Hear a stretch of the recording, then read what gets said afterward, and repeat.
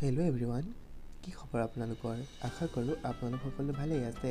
বন্ধু বান্ধৱীসকল, মোৰ চেনেলৰ অন্য এটা ভিডিঅ'লৈ আপোনালোক সকলোকে পুনৰবাৰ স্বাগতম জনাইছোঁ। বন্ধু বান্ধৱীসকল, ৰেঙনি চেনেলত নতুনকৈ সম্প্ৰচাৰিত হ'বলৈ গৈ আছে এখন নতুন ধাৰাবাহিক, যাৰ নাম হৈছে লগন।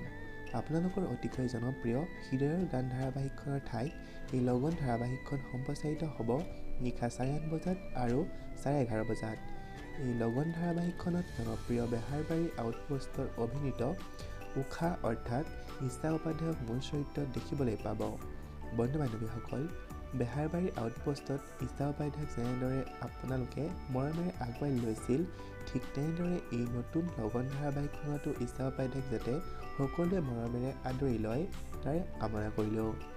এই লগন ধাৰাবাহিকখন আপোনালোকে অহা 13 মাৰ্চৰ পৰা উপভোগ কৰিবলৈ পাব। আজিলৈ ভিডিঅ'টো ইমানেই আছিল। ধন্যবাদ।